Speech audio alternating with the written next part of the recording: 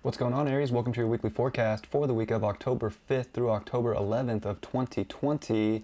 We get Jupiter, Pluto, and Saturn all direct in your 10th house. We got Mars retrograde still in your first house, squaring Pluto. Pluto in quincunx to the North Node in your third house. We got the Moon coming over that North Node. There's a lot going on. So we'll throw this chart on the screen for you. There's a lot about relationship stuff too with this Sun in Libra. And it's coming up on squares at the end of the week to all that Capricorn energy, which is really moving forward. So I think you're moving, there's some inertia here, moving forward with long-term goals, with plans, with how you want to structure things in your life. There's also a focus here on the fourth house, which is empty. It's like we've been getting these, that full moon, and then we're coming up on a new moon in 2 weeks. So there's this big T-square, and there's this focus here on the emotion and what actually feels aligned with your identity and what feels right deep within you intuitively. Are you nurturing yourself? Are you taking care of yourself? Does that all play into long-term plans? And I think that's important. Pluto, quincunx, the North Node, with the moon on it. This week can feel, weird and unstimulated if you're not looking for the things that are constructive in your own environment in that sort of unique way. We do have Mercury here at 9 degrees of Scorpio, really slowing down, about to go retrograde on the 13th. So Mercury's going real slow, and of course making that opposition to Uranus this week. I think this is definitely affecting where we put our values. We have to look and pay attention, like where is the ultimate value? What makes sense? What is taking us higher in this reality? And what are you creating from that place?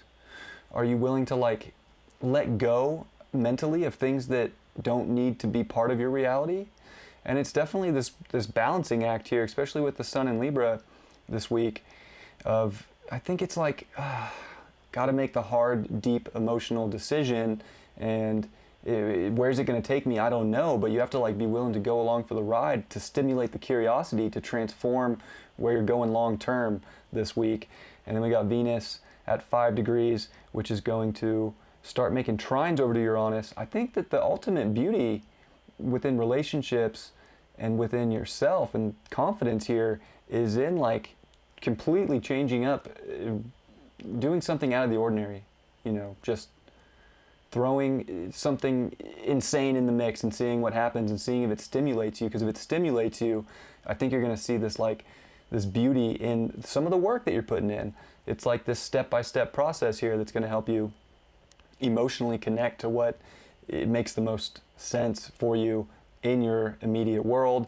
We have Neptune, which is going to sextile Pluto this week as well.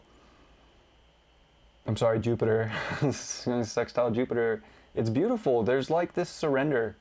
It's like the more you can tap into your intuition, into trusting in spirit, the more that you're tapped in that realm, that's where this gift of what's going to bring you the ultimate life in the future, where the goals are going to hit, and does that align with you on a really deep emotional, spiritual level? And is the daily things in life exciting you? And if they're not exciting you and they're not bringing you some sort of love and joy or happiness or comfort, it's you can't weigh things out. You got to make the decision here. You got to make the decision to move higher and to evolve and go further. Venus is also making weird angles all over the place to Mars retrograde and to Jupiter, Pluto, and Saturn this week with sesquiquadrans to those planets that are already square. So, it's important to look long term. It's important to put your energy into things that actually feel good. And if things don't feel good, it's time to make some crazy, wild, out of this world change. We get that third quarter square of the moon and the sun. The moon will be, of course, in Cancer.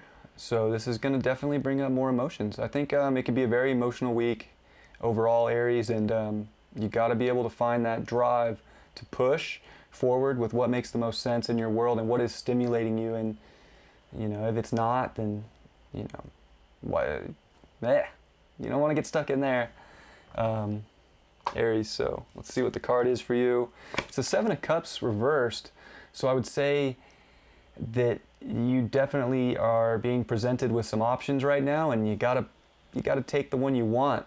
You gotta not weigh things out, like I kind of just said, but don't like, I want all this stuff. It's like there's one certain thing that's gonna hit, and you gotta like ask your intuition, you gotta ask your gut, you gotta make sure it emotionally aligns with your identity, and you gotta go for that in a big way, because that one choice might be where all the magic lies that propels you into something absolutely beautiful in this world, and just actually takes you to a whole new place deep within yourself.